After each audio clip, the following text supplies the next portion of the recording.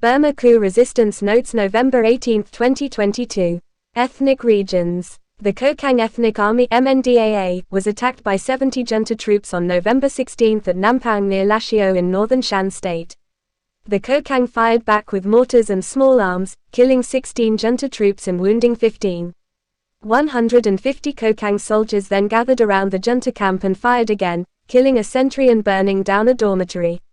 A PDF entered a junta base in Myeik township of Beit-Tavoy District of Kawthoolei, Tanintharyi Region on Burmese maps yesterday and opened fire, killing about 10 troops but also losing 2 PDF soldiers killed. In Paran District, Paran Township on Burmese maps, junta-proxy BGF thugs fired artillery and rifles into the civilian village of MiKaren on the west bank of the Salween River yesterday, killing 2 adults and a 7-year-old girl and seriously wounding an old woman. In Shan State, Karenni Defense Forces bombed a junta food supply truck today in Konei Tar village of Dimorso Township, killing 3 troops and disabling the vehicle. Junta reinforcements quickly arrived, but the Karenni soldiers withdrew unharmed. A drone video shows the stricken truck immobilized in the road just before a bridge. Junta Scorched Earth Village Terrorism Campaign. A column of 70 junta troops marched out of Kirnu town to attack Nyangpinchan, Seji, Myeik, and Konei Tar village yesterday, burning them as they went. Then in the early afternoon a local PDF opened fire on them, killing about 10 troops. A similar scenario played out in Kyauktu, Magway region on November 16, as a PDF coalition counter-attacked a junta village terrorism column and killed at least 10 troops. Talai village in Zagaring township is being torched and destroyed by a junta terror attack today, and tens of thousands of people are fleeing from 20 villages in this area, after Myeik village was similarly destroyed yesterday and Jiangfiu and Tangyi villages before that. Troops are looting houses before burning them, and shooting indiscriminately. Some hostages have been taken. This is dire for the communities because their sesame crop needs to be harvested now, and if it isn't, the farm families will lose their entire season, along with their homes, food, livestock, vehicles, and everything else. People's Defense Forces PDFs. PDFs blew up a column of pro-junta Paiu Saw Hati terrorists yesterday in Shongu, Zagaring region, resulting in 5 of them killed. Junta troops and Paiu Saw Hati thugs were bombed twice yesterday in Monawa township of Zagaring region, once in Monawa city and once as they were leaving the Paiu Saw Hati camp of Torpu.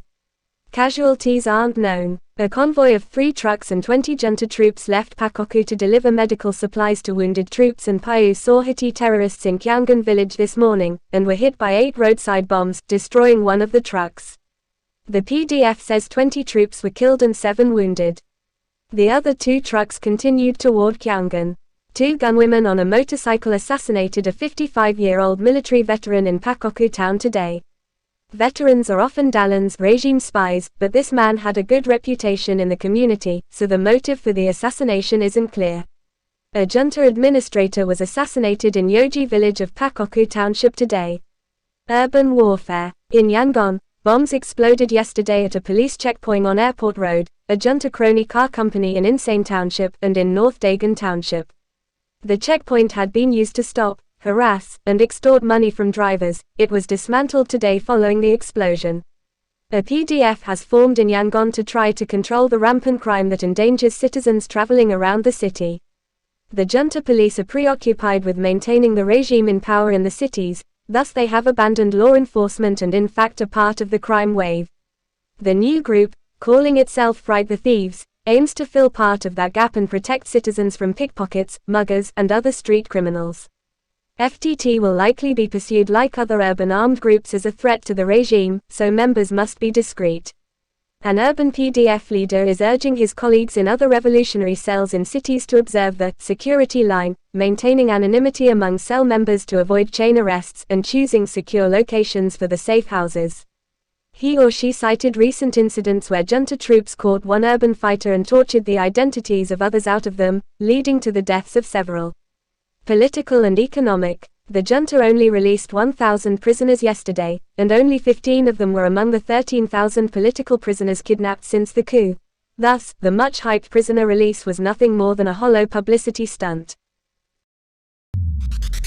Don't forget, subscribe, like, share.